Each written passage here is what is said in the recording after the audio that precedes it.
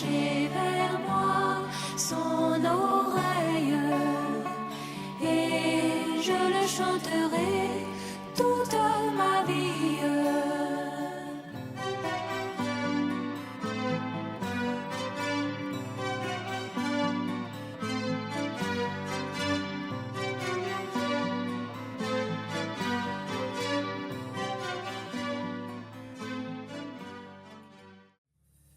Que le nom du Seigneur soit loué. On va se lever tous ensemble pour rendre grâce à Dieu pour ces petits moments qu'il nous a accordés, pour le louer et le glorifier. Le temps est fini et chaque petit moment que Dieu nous accorde est vraiment un moment supplémentaire pour notre préparation. Disons merci au Seigneur et confions la suite à notre Dieu, notre Père et notre Dieu. Ce soir, nous sommes vraiment reconnaissants pour ces moments de louange que tu nous as donnés devant ta face. C'est vrai, comme nous l'avons chanté, tu ne nous as pas laissés orphelins. Ton esprit est venu pour que la transformation à laquelle tu nous as prédestinés puisse être atteinte par le moyen de ta parole sous la conduite de ton esprit. Merci donc de nous tenir par la main afin que nous puissions, ô notre Dieu, pratiquer ta parole afin qu'elle puisse, notre Dieu, faire son travail de transformation en chacun de nous en vue de l'enlèvement auquel tu nous as prédestinés. Au nom de Jésus-Christ notre Seigneur. Amen. Que Dieu soit loué. Nous demandons à notre frère Bado d'élever la voix et de confier la méditation de quelques instants entre les mains de Dieu. Frère Bado.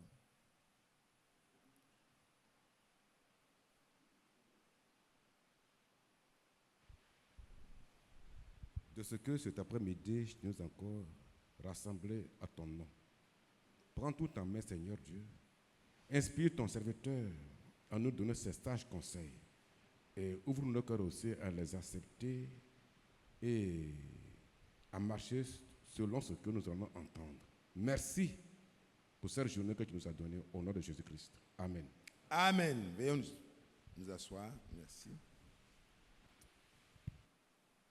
Vous savez que par la grâce de Dieu, il est écrit dans Éphésiens 4, le verset 11 déjà, il a donné les uns comme apôtres, les autres comme prophètes, les autres comme évangélistes, les autres comme pasteurs et docteurs, pour le perfectionnement des saints en vue de l'œuvre du ministère et de l'édification du corps de Christ, jusqu'à ce que nous soyons tous parvenus à l'unité de la foi et de la connaissance du Fils de Dieu, à l'état d'homme fait à la mesure de la stature parfaite de Christ. Amen.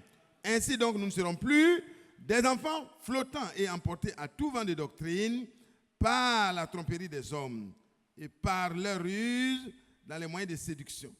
Mais en professant la vérité dans l'amour, nous croîtrons à tous égards en celui qui est le chef. Amen. Que Dieu soit loué. Donc, il y a une croissance et il y a un perfectionnement qui est attendu au niveau des saints. Et Dieu, dans son plan, comme nous le savons, a ramené la parole, telle qu'il l'a dit dans Malachie 4, versets 5 à 6, par le ministère de ce frère, comme vous le connaissez déjà, vous êtes instruits dans la vérité présente, par la grâce de Dieu, la prédication qui était inspirée par le Saint-Esprit au commencement de l'Église est complètement rétablie pour nous. Et le Seigneur nous a éclairé sur les sujets qu'on ne pouvait pas peut-être même comprendre il y a dans les âges passés. Le Seigneur nous a éclairé là-dessus afin que nous soyons fondés sur l'enseignement des apôtres et des prophètes, exactement comme Paul le disait au commencement. C'est important pour nous que cela ait eu lieu, parce que autrement nous ne pouvons pas avoir le même résultat. Alors que Pierre disait qu'il écrit à ceux qui ont une foi du même prix que la leur. C'est la parole de Dieu qui nous révèle réellement le prix qui a été payé, et c'est sur la base de la vraie parole de Dieu telle qu'elle a été prêchée au commencement que la vraie foi qui était au commencement est rétablie. Amen. Et donc, le prophète n'est pas venu prêcher comme il pensait, mais comme il a été dit en 1933, de même que Jean-Baptiste fut envoyé comme précurseur de ma première venue, ce message que je te donne, confie, précédera ma seconde venue. Et c'est ainsi que vous le savez bien, ce message qui est le retour à l'enseignement du commencement a été rétabli. Et le Seigneur a permis à son serviteur, en partir de 1963, de prêcher les choses qui étaient cachées par la révélation des sceaux, des choses qui étaient assez compliquées à comprendre, voyez, ont été rendues accessibles à tous les élus, mais pas à tout le monde. Amen. Et c'est ainsi que le serviteur fidèle et prudent a reçu la charge directement de Dieu de prêcher sa parole dans toutes les nations. Il est parti, effectivement. Et en 1976, les choses ont été assez claires parce qu'en 1962 déjà, il avait la mission d'aller prêcher partout selon la commission qu'il a reçue et de distribuer la nourriture qui a été emmagasinée. Ce n'est pas d'autres personnes qui ont reçu cette mission. C'est vrai que beaucoup se constituent distributeurs, mais ce n'est pas la même chose. Celui qui a reçu mandat de distribuer, il distribue selon l'esprit qu'il a mandaté. Et c'est pour cela que aujourd'hui, nous tous qui avons compris que depuis 1976, la question de quel est donc ce serviteur fidèle et prudent a reçu sa réponse claire. Dieu a montré de qui il s'agit. Et donc, tout domestique, toute personne qui voudrait travailler pour l'édification des saints devrait travailler sous l'autorité de ce mandat. Amen. Et c'est ainsi qu'ici, quand nous revenons, il a donné les uns comme apôtres, les autres comme prophètes, les autres comme évangélistes, les autres comme pasteurs, les autres comme docteurs. Pour le perfectionnement des saints, la réalité, frère, c'est pour atteindre quoi? Cette perfection et cette unité. Amen.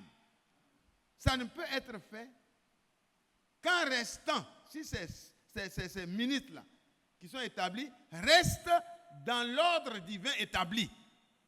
Son prophète qu'il a envoyé, qui restaure la parole, le frère Franck ne peut pas comprendre ce qu'il comprend s'il n'y avait pas d'abord l'envoi du prophète. Mais le Seigneur lui a donné un mandat totalement, pour qu'il apporte les enseignements qui vont nous permettre de corriger notre manière antique de comprendre les choses, même le message. Beaucoup ont pris des passages et ils se sont fait des doctrines et ils se sont égarés. Mais aujourd'hui, nous n'avons plus cette situation où on peut s'égarer si on veut rester tel que Dieu a établi l'ordre. Le perfectionnement des saints, donc, est établi sur la base de l'ordre divin établi et sur la base de l'enseignement qui était au commencement. Amen. Ça amène quoi? La perfection et l'unité. L'unité n'est pas dans les conciliambules, l'unité n'est pas dans les conciles. L'unité est par le moyen de la parole et par l'Esprit de Dieu.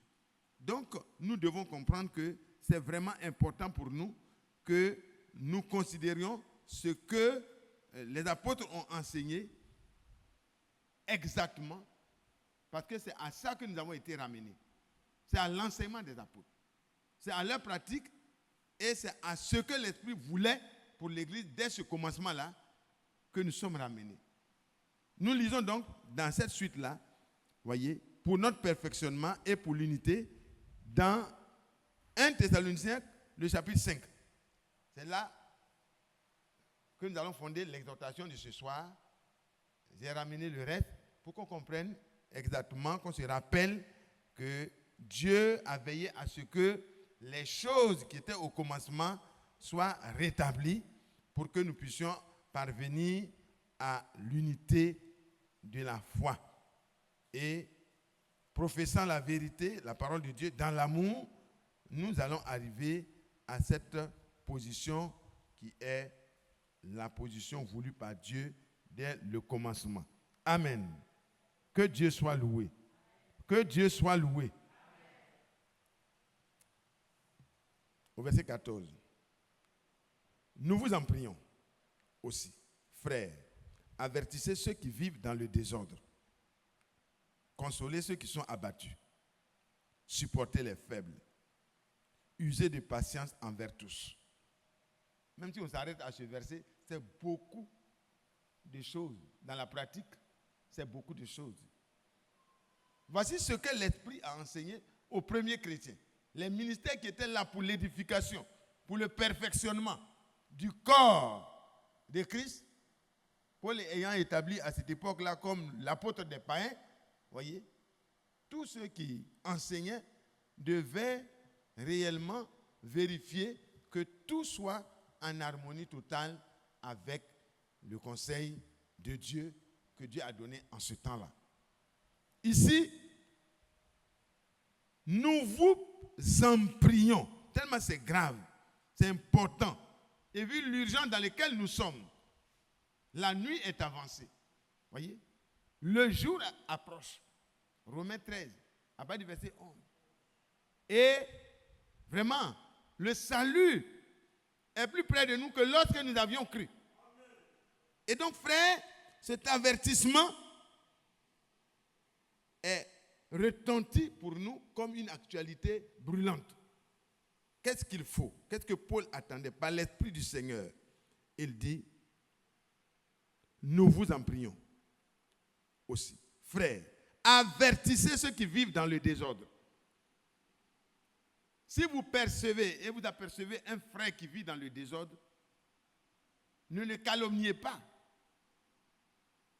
Ne médisez pas contre la personne. Mais allez vers la personne et avertissez cette personne-là en tant qu'un frère pour l'aider. Parce que si on ramène un frère qui a commencé à vivre dans le désordre, on limite les dégâts dans le royaume de Dieu et le mauvais témoignage. Frère, si on devait fermer la Bible et se mettre à prier pour que chacun de nous soit en mesure de pratiquer cette parole-là, ça vaut déjà la peine. Frère, que ce soit ton enfant, que ce soit ton frère, que ce soit une personne plus âgée que toi, une personne moins âgée que toi, si sa vie n'est pas en ordre avec le conseil de la parole, ce que Dieu te conseille à toi qui as vu, à toi qui as perçu cela, avertis-le. Dans l'amour. Parce qu'il faut professer la vérité. Il faut montrer ce que la parole dit. Il faut mettre la parole en face de la personne dans l'amour pour que la personne se regarde même dans le miroir de la parole. Et quand tu regardes, comme Jacques l'a dit, celui qui aura plongé ses regards dans la loi parfaite et qui aura pris égard à ce que la parole de Dieu lui donne comme reflet de sa vie et qui prend la peine de corriger ce qu'il y a à corriger, mais cette personne-là se perfectionne. Et le diable n'aura plus à redire sur cette personne-là demain. Nous avons du travail à faire. Frères et sœurs, c'est plus facile de médire. C'est plus facile de calomnier. C'est plus facile de faire toute autre chose.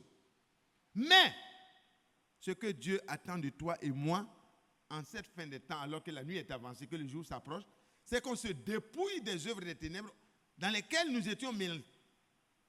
Ce n'est pas aller chercher femme seulement qui est le problème. Ce n'est pas aller voler l'argent. Ce n'est pas aller tuer comme le brigand à la croix. Ce n'est pas fait. Non, tout ça c'est devenu assez, c'est des gros grains. On peut ne plus s'adonner à ces choses. Mais il y a des choses raffinées par lesquelles le diable piège les frères et amène qu'il n'y ait pas la facilité de l'unité de la foi. La perfection à laquelle nous devons parvenir là. Ça ne peut pas être atteint si chacun veut vivre comme il l'entend. Et s'il remarque quelque chose, il doit approcher la chose comme il l'entend. Non, ça ne doit pas être ainsi. L'harmonie doit être ramenée. Et chaque frère est interpellé. Si ce n'est pas comme ça que tu faisais, quand tu vois un frère qui vit dans le désordre, si ce n'est pas comme ça que tu procédais, arrête. Parce que tu es appelé à être parfait comme notre Père Céleste est parfait. Donc pour ton perfectionnement, Dieu a fait écrire ça par des hommes mandatés. Pour que toi et moi aujourd'hui, en lisant, on se mire dedans. On se regarde dedans. Il ne faut pas regarder les autres. Le rétroviseur n'a pas été pris comme exemple par Jacques. Il a pris le miroir. Le miroir est placé devant la personne concernée et la personne doit se placer devant le miroir. Vous savez que quand vous quittez, vous mettez à côté du miroir, ça devient un rétroviseur. Hein? Est-ce que vous voyez? Quand on ne se met pas en face de la parole pour se laisser juger, quand on se met à côté en connaisseur, mais là on peut voir tous ceux qui sont derrière nous. Et on ne verra jamais son propre défaut. Que Dieu nous aide. C'est pour le perfectionnement que les ministères sont établis. Et les ministères ont écrit et ont donné des choses que Dieu a inspirées. Pas parce que quelqu'un a imaginé quelque chose, mais c'est poussé par le Saint-Esprit que des hommes ont écrit et parlé de la part de Dieu. Et c'est pour mon perfectionnement. C'est pour ton perfectionnement. Afin qu'on arrive à l'unité de la foi. Ah, les gens prient pour l'unité de l'Église, l'unité de la foi. Mais comment cela va-t-il arriver si tu continues à médire, si tu continues à calomnier, si tu continues à avoir tes propres opinions sur les choses? Ramène tout à la parole. Même si la personne vit dans le désordre, ce qui n'est pas vraiment souhaitable. Dans l'église de Corinthe, c'était devenu tel que c'était des désordres. L'Esprit de Dieu était là, mais attristé par la vie de plusieurs. Et Paul dit, je ne souhaite pas qu'à ma prochaine venue là, je sois encore humilié devant mon Dieu et attristé. Parce que des personnes à qui on a dit, on a repris, on a donné vraiment des conseils, n'auront pas trouvé bon de prendre au sérieux l'avertissement de Dieu. Il dit, je ne veux pas à mon arrivée encore trouver ces personnes-là continuer à se conduire ainsi. Aujourd'hui, ceux qui calomnient, ceux qui se conduisent mal, ceux qui vivent vraiment dans un désordre par rapport à ce que Dieu conseille, il est bon de se ressaisir ce soir. Parce que quand Dieu parle là, c'est vraiment pour notre bien. Il dit, avertissez ceux qui vivent dans le désordre. Nous sommes mis en mission. Allons-y partout. Et pendant qu'on prêche à ceux qui sont dehors, ceux qui sont déjà dedans là, aidons chaque frère. Aidez-moi. Si vous me voyez vivre dans le désordre, ayez le courage de venir m'aider. Faites-le, frère. Paul a eu le courage de dire à Pierre, non, si tu fais comme ça, tu désordonnes les choses. L'ordre t'a dit, va parler à ces païens-là. Tu as voulu contester, mais Dieu t'a dit non. Moi, ce que je déclare pur, ne le déclare pas impur. Ne limite pas ta communion. Je t'envoie. Amen. Et quand il est parti, il dit, mais en vérité, je comprends que, acte 10, verset 34, que Dieu ne fait pas de favoritisme, mais s'il a choisi quelqu'un, quelle que soit la nation, s'il le craint, amen. Et la crainte de Dieu, c'est vraiment de s'attacher à la parole qui nous montre ce qu'il faut faire et de s'éloigner de toute autre chose. Celui qui craint Dieu et qui pratique la justice, lui est agréable. Je ne voulais pas venir chez vous, mais Dieu m'a montré que je ne devais pas considérer ce que lui, il a approuvé comme étant digne d'être désapprouvé. Non. Ce qui est pur aux yeux de Dieu, c'est par la foi que Dieu purifie le cœur de celui qui accepte l'évangile. Et quand Dieu le purifie, mais avant même qu'il soit purifié, Dieu voit déjà qui va accepter. Il voyait ce qui allait se passer dans la maison de Corneille. C'est pourquoi il peut envoyer son serviteur pour leur dire les paroles par lesquelles ils vont accepter et ça va par la foi purifier leur cœur, leur âme, pour que Dieu s'installe à l'intérieur et achève le perfectionnement qu'il a décidé de faire. Donc ici, frère, je vous demande pardon, allons en mission. S'il nous arrive de voir un frère dans sa maison, dans son travail, qui n'est pas dans l'ordre que Dieu a dit, ayons l'aimabilité, le courage et l'amour d'aller vers la personne pour l'aider. Parce que son désordre se passe dans le milieu du corps de Christ. Et là, ça te concerne. Il faut l'aider. Mais l'amour doit être à la base d'une telle œuvre. Parce que si tu le fais comme étant plus juste que lui, ce n'est pas la bonne chose. Dieu ne nous dit pas de juger, il nous dit d'aider. Amen. Et si on le fait dans l'humilité, dans le tremblement. Parce que dis-toi qui est debout aujourd'hui, qui n'est pas dans les doigts, mais crains, tremble. Parce que demain, tu peux arriver à avoir des difficultés. Alors, tu seras aidé aussi par quelqu'un d'autre. Que Dieu nous aide. Ce n'est pas, ayons le courage d'aller avertir ceux qui vivent dans le désordre. Que la venue du Seigneur est proche et que c'est l'heure de se dépouiller des œuvres de ténèbres. Amen. Consoler ceux qui sont abattus. Souvent, on est abattu par des situations même dans l'église. Souvent, on est abattu parce qu'il y a des éléments intérieurs ou extérieurs qui sont à la base de notre abattement. S'il arrive que tu vois un frère qui est abattu, frère, ne passe pas où ton chemin. Si Dieu t'a mis sur ton chemin et que tu as pu voir qu'il est abattu, il faut l'aider. Il faut le consoler. Prends la parole de Dieu. Parfois, le comportement des enfants, ça amène les parents dans un abattement total. Tu regardes ta femme, tu regardes tes enfants. Le comportement, vraiment, ce n'est pas facile. Tu es abattu. Mais un frère qui arrive, tu ne dois pas dire, voilà. Hein? Toi-même là, je ne sais même pas qu'est-ce que tu fais. Non, frère. Il faut consoler le frère. Il faut lui dire, frère, les promesses de Dieu sont là. Voici les promesses de Dieu dans un tel cas. Prenons telle position et prions. Le Seigneur est capable de régler la situation. Voici ce qui est arrivé dans la Bible à tel endroit. Voici ce que Dieu a apporté comme réplique. Le Seigneur est capable. Et quand le Seigneur permet que l'exhortation prenne sa force dans le cœur du frère ou de la sœur, elle reçoit la consolation sur la base des Écritures. Parce que la consolation vient de ce qu'on apporte sur la base des Écritures et des promesses de Dieu.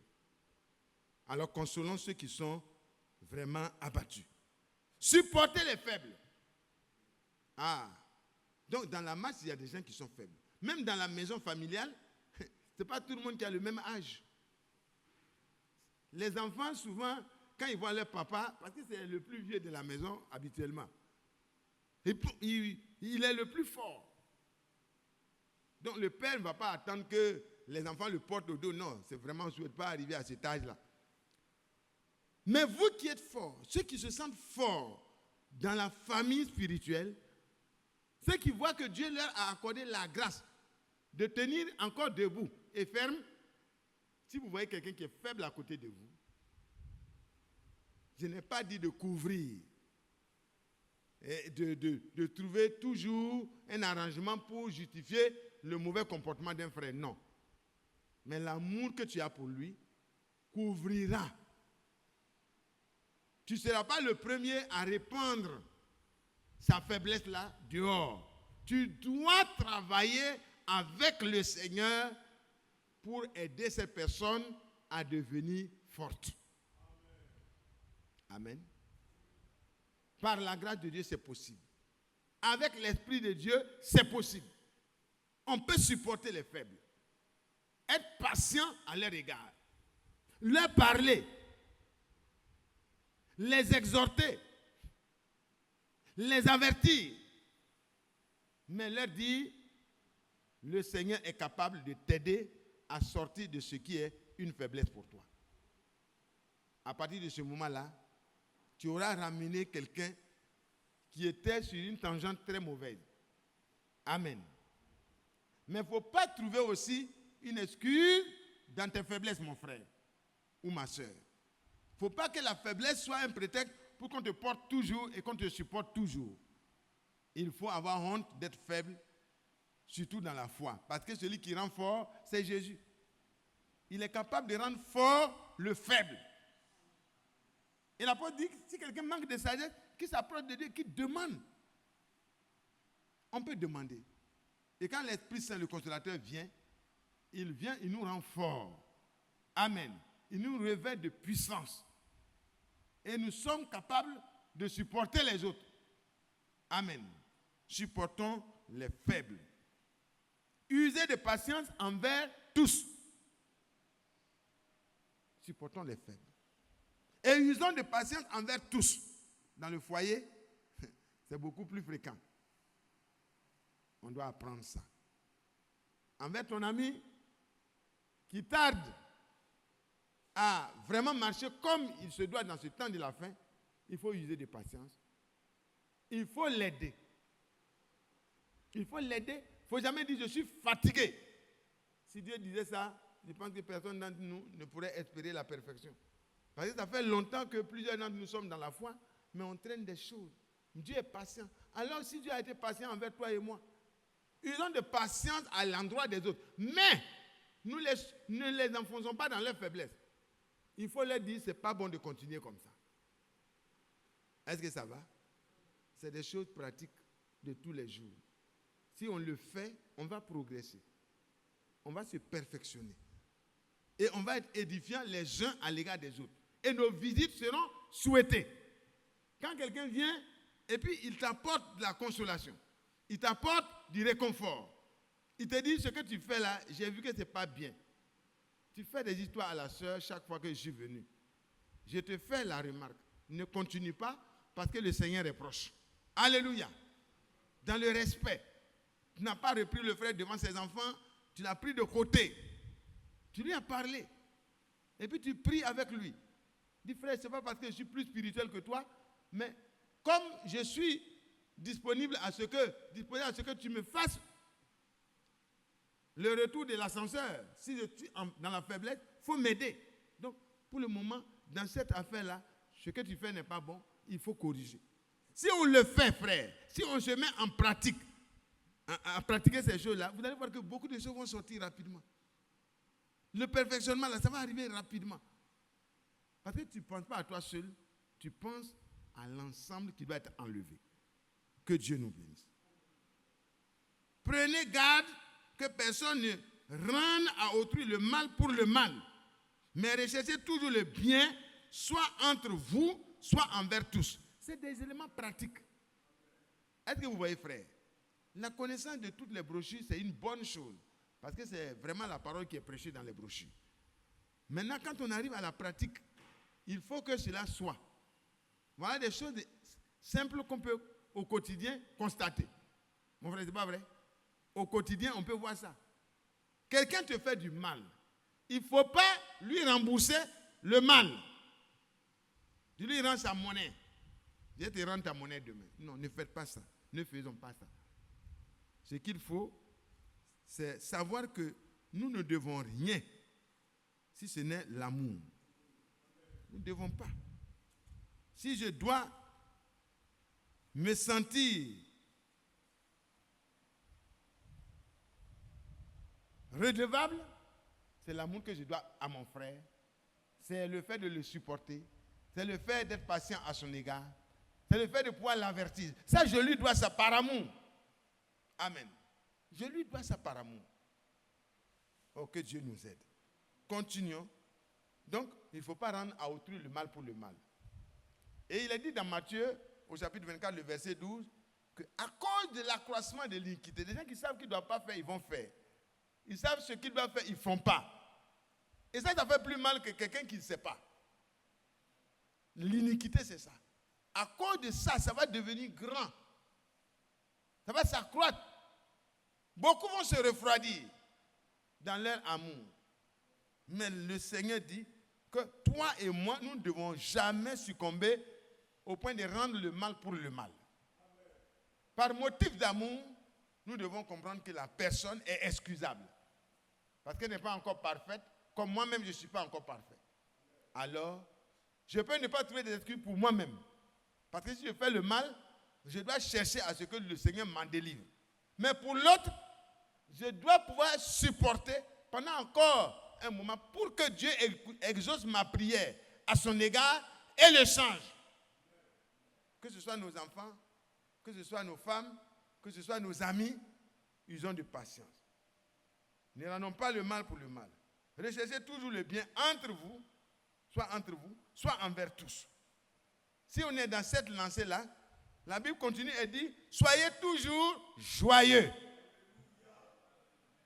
Quand le mal ne t'a pas vaincu, que tu n'es pas en train de chercher comment tu vas rembourser le mal.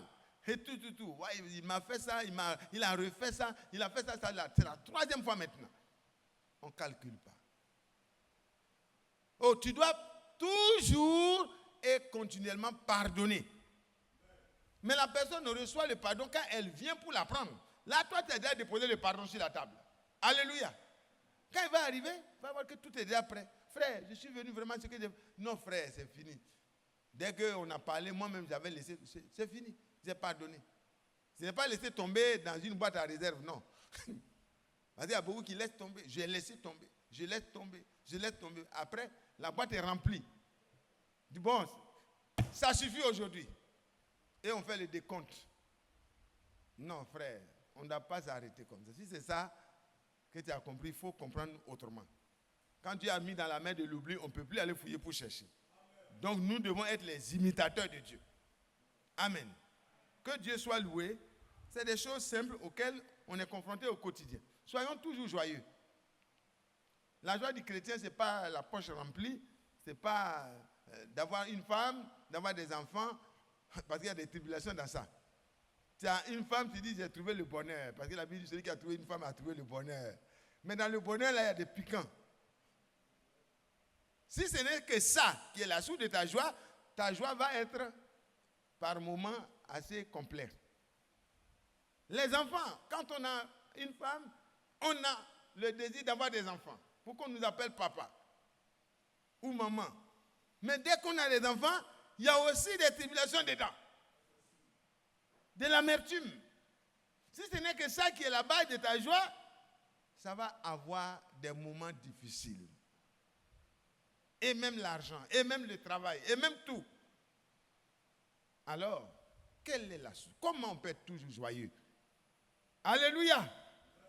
Vous savez que quand on marche avec le Seigneur et qu'on est fidèle, on a vraiment foi en lui, et qu'on est obéissant, on commence vraiment à faire ce que Dieu nous dit de faire. Il nous donne son esprit. C'est-à-dire Dieu vient s'installer en nous. Et quand il vient s'installer en nous, il nous rend capables. Il nous conduit dans toute la vérité. Et le fruit de la présence de Dieu en nous, il y a la joie. La joie est dedans. La joie et la paix, tout ce que vous pouvez lire dans Galates 5, verset 22, c'est lisible. Et là, ce n'est plus une joie circonstancielle qui dépend d'une pluie de bénédiction qui est descendue pendant une période. Vous savez qu'il y a des maisons, il y a des endroits où, à un moment donné des choses, des saisons, on ne peut même plus aller parce que l'eau déborde et tout est envahi d'eau. Vraiment, si tu as besoin d'eau, il faut aller là-bas. Mais il y a des moments où il n'y a plus cette eau-là. Mais quand vous trouvez une fontaine, une eau qui jaillit de la nappe naturelle, alors là, il n'y a pas de problème. Ce n'est pas une eau saisonnière, c'est une eau jaillissante. Et la joie que donne le Saint-Esprit n'est pas une joie printanière, une joie saisonnière. Elle est une joie permanente. C'est pourquoi Paul peut dire, soyez toujours joyeux. C'est-à-dire, ayez la vie de Dieu à l'intérieur de vous qui va faire sortir ces vertus divines, cette nature de Dieu, cette joie que Dieu donne. Parce que tu es sauvé par la grâce de Dieu. Tu ne méritais même pas de t'approcher de Dieu, mais tu es libre de t'approcher de Dieu désormais, sans avoir vraiment à recourir à un sacrifice perpétuel. Parce que le sacrifice qui a eu lieu pour toi, tu l'as accepté. Et Dieu t'a donné la preuve qu'il a accepté ta foi en te donnant la faveur de venir s'installer en toi. Et quand il est en toi, il te donne l'assurance. Même quand tu es en face de la fournaise ardente, tu peux dire, j'ai l'assurance en ce qui concerne mon Dieu qu'il peut me délivrer. Et même s'il ne me délivre pas, je reste avec lui. Ta joie ne peut pas être estompée par les circonstances de la vie. Frères, voyons si nous sommes toujours joyeux. Si nous ne le sommes pas, examinons-nous pour voir quelle est notre foi. Il a dit mais examinez-vous pour voir si vous êtes dans la vraie foi. La foi des premiers chrétiens qui a permis que, même étant tués, ils pouvaient rester dans une sérénité et prier pour ceux qui le tuent. Étienne, il était rempli de quoi? Du Saint-Esprit. Il y avait une source intarissable de paix, d'amour, de joie, qui n'est pas circonstancielle. Soyez toujours joyeux, c'est toute une prédication. Si on va, il faut que ça ramène à Golgotha, ça ramène à la chambre haute, ça ramène. Parce qu'on ne peut pas avoir cette joie-là si ce n'est pas là-bas. Ça découle de Golgotha. Que Dieu soit loué. Alors voyons si nous sommes toujours joyeux. Priez sans cesse. Si on dit bavarder sans cesse, bon, tout le monde sera admis. Frère David. Il dit bavarder sans cesse. Critiquer sans cesse. Parler sans cesse. Beaucoup vont être déjà qualifiés avant même le départ. Mais priez sans cesse. Parce qu'il y a des choses auxquelles vous allez être amenés à être mêlés. Vous allez observer des choses. Vous allez voir des choses qui sont difficiles que l'homme ne peut pas résoudre. Alors on s'approche de Dieu et on dépose ça au pied du Seigneur. Que ça concerne ton frère, que ça concerne ta famille, que ça concerne ta vie personnelle, professionnelle, dans tous les domaines, le chrétien a recours à Dieu par le moyen de la prière, des supplications, avec des actions de grâce. Amen. Philippiens 4, à partir du verset 6, 7. Et la paix de Dieu est promise pour garder nos cœurs. Et si on marche comme Paul l'a dit, et qu'on prend les choses de Dieu au sérieux, le Dieu de paix même vient. Et il est avec nous. Pour communiquer la paix et la joie permanente. Oh, que Dieu soit loué. Est-ce qu'on peut prier sans cesse? Oui, c'est possible. Frère Isher, rapproche-toi. Tu vas nous faire prier tout à l'heure. Que Dieu te bénisse. Rendez grâce en toutes choses. Frère, c'est vraiment beau, hein? C'est le sommet de la prière. Quand on peut arriver à cette sphère où notre prière peut se transformer, vraiment, peut aller jusqu'au niveau des actions de grâce. Quelle que soit la situation, on sait que notre Dieu qui est en nous, qui vit en nous par son esprit, est capable de s'assujettir toutes choses. Alors quand la situation arrive, on commence déjà à rendre grâce parce qu'on se dit, si cette situation est arrivée, c'est qu'il y a quelque chose que je vais comprendre encore de la capacité de Dieu. La puissance de la louange, de la prison à la louange. Merlin Carotte a écrit sur ces choses-là. Et Paul, avant lui, a écrit. Et c'est des choses expérimentées que Paul a écrit. Quand il était dans la prison de Philippe, ce n'était pas une chose facile. Acte 16, je crois. Emprisonné de manière injuste, il était en droit de murmurer ou alors de se soucier au moins, même s'il ne murmure pas. Mais, ce qu'il nous a dit là, il a pratiqué ça avant de nous écrire. Il dit aux frères de Thessalonique, il dit aux frères, rendez grâce en toutes choses, parce que c'est ce que Dieu veut de vous. Ce que Dieu veut de vous et moi là. Ce n'est pas qu'on soit là dans le petit coin de la maison en train de pleurer à tout moment. Non, il faut arrêter de pleurer. Si tu as péché contre Dieu, il faut pleurer. Ça, c'est clair. Amen. Mais en dehors du péché qui doit faire pleurer les chrétiens, si c'est les problèmes de la vie, la parole de Dieu dit, dans Jean 16, le verset 33, vous aurez des tribulations dans le monde. Mais vous, chrétiens, alléluia, prenez courage. Je dirais, prenons courage, a dit le Seigneur, car j'ai vaincu le monde. C'est lui qui a vaincu le monde. C'est lui qui a dit, tout pouvoir m'a été donné dans les cieux et sur la terre. C'est ton sauveur, c'est mon sauveur. C'est mon rédempteur, c'est ton rédempteur. C'est lui qui a racheté Paul, qui a racheté Pierre, qui les a rassurés devant même la mort, est le même que tu as choisi comme sauveur. Ou du moins qui t'a choisi. Amen. Que Dieu soit loué. Rendons grâce. Essayons. Commençons. Dans les témoignages de Merlin Carotte, il a dit un jour à un couple qui avait un enfant très, très, très, très grave. Son cas était grave. L'enfant se comportait très mal. Ça déshonorait toute la famille. Alors que c'est des hommes de Dieu. Ils sont malheureux de voir le comportement de l'enfant. Ils ont prié, prié, prié. Jeûné, jeûné, jeûné. Il n'y a pas de résultat. C'est comme si le ciel est ouvert, est fermé. Non, le ciel n'était pas fermé. Dieu a pu dire un jour à Zacharie, tes prières et tes demandes sont montées continuellement vers Dieu.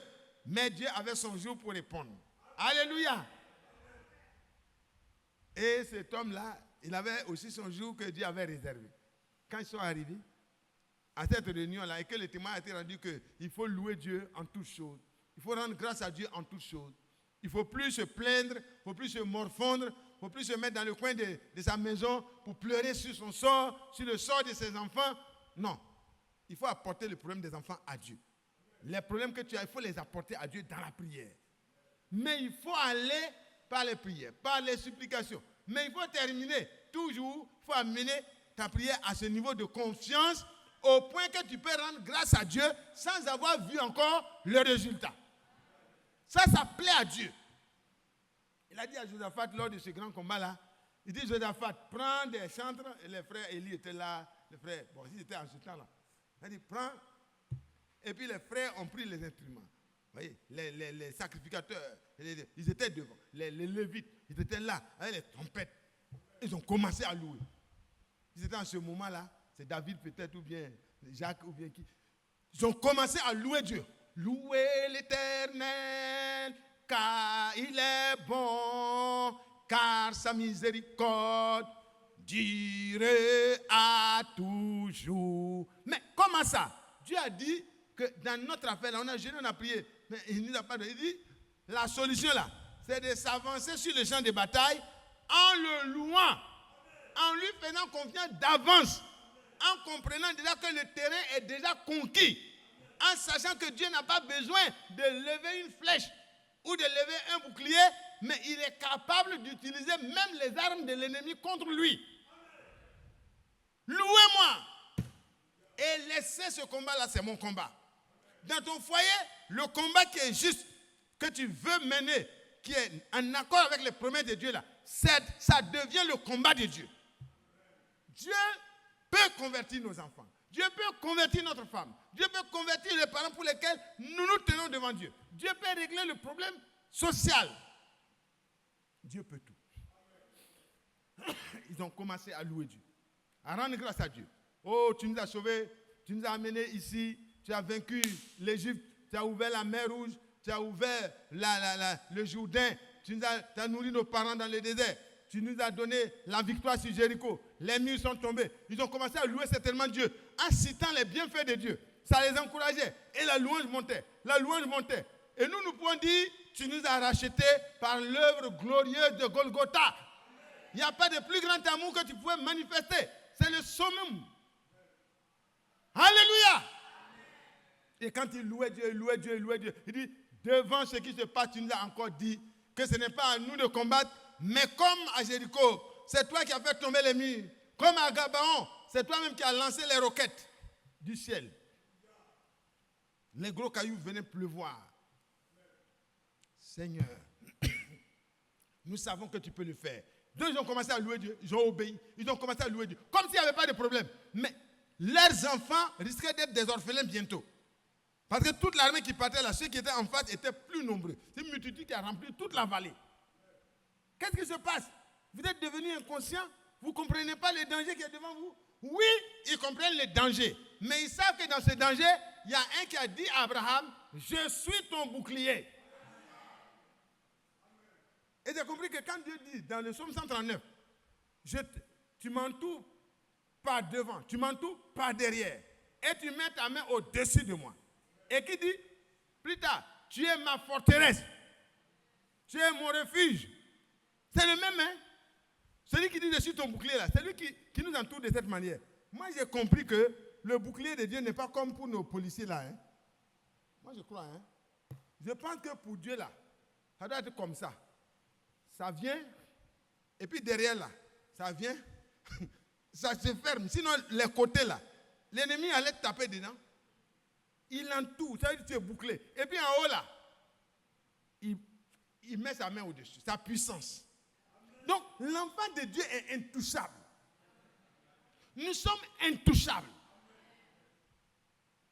Il dit, personne ne pourra les ravir de la main de mon Père. C'est la puissance de Dieu. Et Nebuchadnezzar a appris à ses dépens. Il a compris que même la fournaise chauffée cette fois n'a pas de pouvoir sur la présence de Dieu. Que Dieu soit loué. Et quand ils ont loué Dieu, ils sont arrivés, ils sont étonnés. Les chants s'arrêtent, ils regardent dans la vallée, mais la multitude était déjà à terre. Il dit, mais à quel moment le combat a eu lieu? C'est pendant qu'ils louaient Dieu. Pendant qu'ils ont fait confiance à Dieu dans leur détresse, ils ont crié à Dieu d'abord. Et quand Dieu leur a dit, la solution, ce n'est pas de pleurer, mais c'est de me louer et de me faire confiance et de me laisser faire votre combat pour vous. Frères et sœurs, est-ce que ce soir, on peut commencer à lui faire confiance? Parce que c'est la seule manière qui permet à Dieu d'agir rapidement. Ils se sont tués entre eux, et puis les derniers qui restaient se sont tués entre eux. Et quand les autres sont arrivés, il n'y avait que les dépouilles. Alléluia! À ramasser. Et vous savez que dans Colossiens, au chapitre 2, le verset 14, 15, 16, il est dit que nos ennemis, les dominations, les autorités, les princes de ce monde, tout ce monde spirituel-là, Dieu les a déjà vaincus, il n'y a que les dépouilles. Il les a dépouillés. Amen. Le Seigneur les a dépouillés de leurs armes. Et le chrétien qui est averti, il n'est plus dans la lamentation. Il dit, Seigneur, mon enfant là, je le réclame pour toi. Satan ne peut pas garder mon enfant dans cette situation-là. Je le réclame pour toi. Je le consacre à toi. Je demande ta grâce. Je te loue parce que tu m'exauces, parce que tu veux que mon enfant soit un disciple de l'Éternel et qu'il prospère. Quand tu commences à louer Dieu comme ça, le diable il est désagréable. Il dit, mais ce n'est pas possible. Moi, je fais tomber son enfant dans les choses sales comme ça. Et puis, il prie et il remercie son Dieu de ce que son Dieu est capable d'arracher son enfant de ma main. Oh, quand Dieu voit ça, il dit, voilà, bon, Satan, tu vois, mon enfant là, il me loue déjà. Et il dit que moi, je suis capable. Et il dit que ses enfants ne vont pas rester dans tes mains. Satan, tu vois, non? Regarde Olivier, regarde Mathias, regarde telle personne. Il me fait confiance. Qu'est-ce que tu veux que je fasse d'autre? Que de lui montrer que je suis digne de confiance. Alléluia! Et Dieu entre en scène. Ils sont arrivés, il n'y avait que des dépouilles à ramasser. Oh, que Dieu nous bénisse. Que le Seigneur nous soutienne. Ne soyons plus dans la position des vaincus. Non. L'ennemi nous poursuit. Persévérons toujours. Non, je pense qu'aujourd'hui, par la vérité que nous avons reçue, nous ne devons plus fuir devant l'ennemi. Nous devons nous arrêter et commencer à foncer sur lui. Pour lui dire, nous venons. Et même nous ne venons pas avec des lamentations ni des cris de détresse. Nous venons avec la louange de la victoire. Généralement, on loue quand on a déjà reçu. Alléluia. C'est facile quand on a reçu une promotion de louer Dieu. Mais quand on vient d'être renvoyé d'un travail, c'est plus difficile de louer Dieu. Mais peut-être le renvoi doit aboutir à une nomination plus importante. Donc, loue ton Dieu. Oh, que Dieu soit loué. Quand on dit louons-le, louons-le, louons-le, louons-le. Ah, ça c'est facile. On peut le chanter, on peut le danser. Mais dans la vie pratique, faisons confiance au Seigneur. Rendons grâce à Dieu, quelle que soit la situation. N'éteignez pas l'esprit. Laissez à l'esprit les initiatives dans votre vie. Amen. Que lui conduise les choses. Parce qu'il n'a pas été envoyé pour que vous le conduisiez, mais il est envoyé pour vous conduire dans l'accomplissement de la parole de Dieu et dans l'expérimentation de la vérité. Il vient pour vous conduire dans toute la vérité, pour vous montrer que tout ce que Dieu déclare, il se tient derrière et il est capable de te faire réaliser cela dans ta vie pratique. N'éteignons pas l'esprit. Laissons le Saint-Esprit vraiment éclairer notre vie, conduire notre vie. Amen. Amen. Je n'explique pas ça, mais je dis vraiment, n'éteignons pas l'esprit. Ne méprisez pas les prophéties. Amen. Mais examinez toutes choses et retenez ce qui est bon. Amen. Examinez toutes choses. C'est pas parce que quelqu'un va venir dire, ah, bon, j'ai fait un rêve. Et voilà, mon rêve est comme ça, comme ça. C'est pas ça. Tu vas faire peur à l'enfant de Dieu. Hein? On examine ton rêve là, à la lumière de la parole. Si tu as fait 90 rêves ou bien 100 rêves, et puis il y a un qui est complètement faux, si c'est des rêves prophétiques que tu avais, on doit commencer à réviser tout ce qui a été dit auparavant. Amen. Mais examinons donc toutes choses. Abstenez-vous de toute espèce de mal.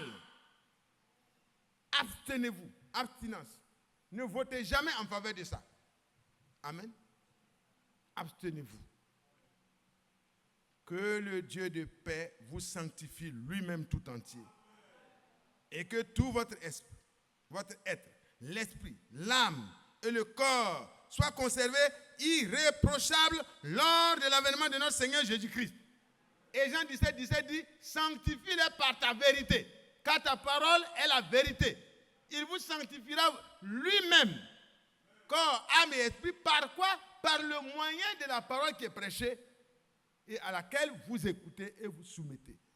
Chacun de nous a le devoir de s'examiner à la lumière de la parole qui seule peut nous faire atteindre la sainteté à laquelle nous avons été prédestinés. Que chacun se laisse corriger là où il est répréhensible. Que chacun se laisse avertir là où il vit dans le désordre. Que chacun devienne un support pour aider le faible. Amen. Soyons patients les uns envers les autres et que le Dieu de paix nous sanctifie tout entier. Amen. Il y a quelqu'un qui dit, oh non, la sainteté c'est dans le cœur. Mais si le Seigneur a sanctifié ton esprit, ton cœur, l'extérieur aussi sera sanctifié. Ton corps va porter les marques de la sanctification qui est déjà passée au niveau de ton esprit et de ton âme. Donc que le corps tout entier, l'être tout entier, soit amené à ce niveau-là de sainteté. Regardons-nous en face de la parole. Examinons nos motifs, nos motivations. Examinons nos sentiments. Parce que là, ça se passe vraiment dans notre être intérieur. Les sentiments qui étaient en Jésus-Christ doivent nous habiter. C'est ça qui nous permettra de pouvoir voir simplement que même l'extérieur reflètera que nous revêtons Christ. C'est lui qui devient notre joie, notre fierté. Vivre comme Dieu le veut. Que Dieu bénisse chacun de nous et que ces choses qui sont écrites pour notre instruction servent à notre édification aujourd'hui. Parce que le temps de la fin est arrivé. Très bientôt, ça sera la manifestation des fils de Dieu. Mais il faut être déjà dans le corps. Amen. Que Dieu nous aide à nous examiner et à mettre de l'ordre partout et à nous laisser corriger partout afin que ces choses que nous avons lues deviennent pratiques. Qu'on ne voit plus un chrétien qui est en train de se morfondre en plainte et en désarroi, mais que dans nos difficultés, nous sachions que Dieu a déjà vaincu notre adversaire. Que Dieu bénisse chacun au nom de Jésus-Christ.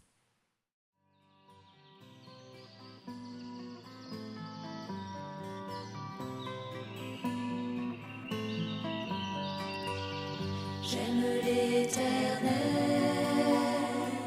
car il entend ma voix. Il a penché vers